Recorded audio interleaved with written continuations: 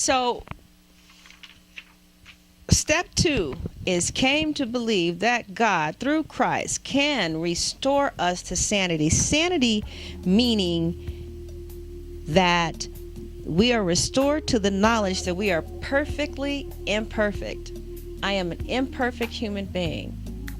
And accepting my imperfections has increased the intimacy with others in my life, because I can share my imperfections and my pain with another human being. And in that moment of complete honesty, there is an intimacy, a spirit that comes between me and that person, in which I no longer feel alone, but I feel that somebody else is helping me carry my weight as I tell them what's wrong or how I did not measure up. But intimacy also comes when I take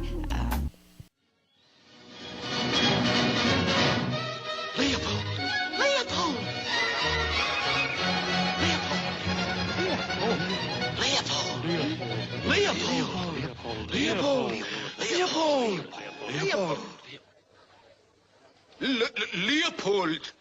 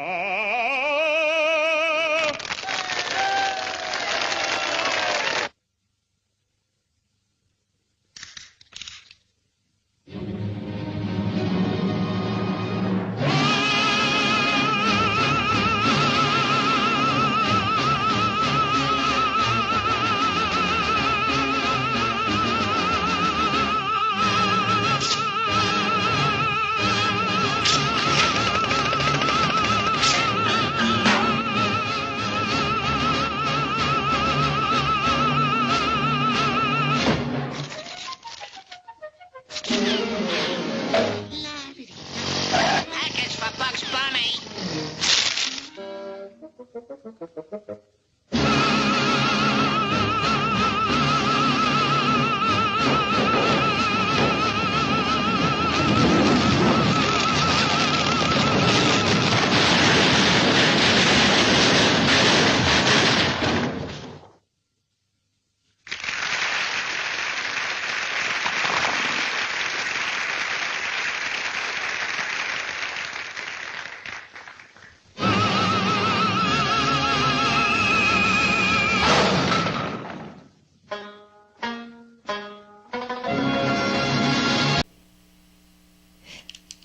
There are 4 places that your relationship may be with God if you are an adult child of alcoholics or an adult child of a dysfunctional family.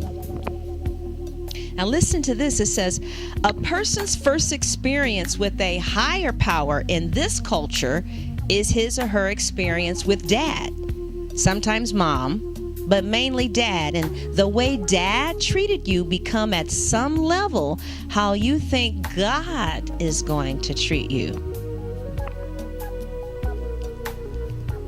It says our relationship to our Father influences our ideas about the higher power. This fact is hardly ever conscious, and even religious professionals often don't realize that although their theology is impeccable, their actual trust level regarding God, their actual trust level with God is very low because of long forgotten abuse issues. So it's not the theology.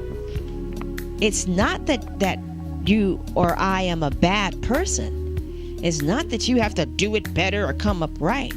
But it's obviously here it says it's because of long forgotten abuse issues. Now check this out. Case number 1. If dad abandoned you, you become your own higher power, believing you can accomplish your own recovery in your own life. Bless God. And you have difficulty believing in God or a higher power outside of yourself. 2, if dad enmeshed with you and used you for his own needs to take care of him or his responsibilities in the family, you also may become your own higher power and be unable to believe in a higher power that exists outside yourself. Number 3, if dad neglected you, you may believe a higher power exists or that God exists, but you don't think that God will really help you or restore you to sanity. Situation number 4, if dad attacked you, you may believe that God exists and might restore you to sanity, but you believe that the process will be painful and shaming because you think of God as harsh and punishing, as harsh and punitive. And remember, it says that this is not even conscious in most people. In some family systems, the mother has more power than the father and is seen as the highest power in the family by the child. If that was the case in your childhood, write about your relationship to your mother. Now, in this exercise that they have us do for step 2 is describe here how you view God. I was amazed at what I wrote. I wrote, oh, God is demanding, and he's never going to bless me, and he don't love me, and he's this and he's that. And I was like, oh my God, that's not God at all. That's such and such. So write down, describe here how you see God. Then it says, describe here how your father treated you. Abandonment, enmeshment, ignoring, or attacking. It says, it is possible to have been treated with a blend of 2 or more of these. Then write about how this has affected the way you relate to God. All right? Now that you have examined the relationship between your father's treatment of you and your beliefs about the higher power, write what you are coming to believe is a more accurate picture of God as a caring, healing power, both greater than you and greater than your parents. It says there are many ways to envision a higher power who can lovingly restore you to sanity in a positive, respectful way. For example, one might envision this power through the Christian tradition as a trinity made up of God the Creator, Jesus Christ, and the Holy Spirit, while another person might have a visual image of God manifesting himself in another way. So the purpose of this exercise is to help us to create a more intimate relationship with a higher power that is not a dysfunctional parent. See, we need the boundaries to separate who God is from who the higher power God was in our dysfunctional families. So the purpose of this exercise is to help you to gain a closer, intimate walk with God the Father, the loving God. God bless you.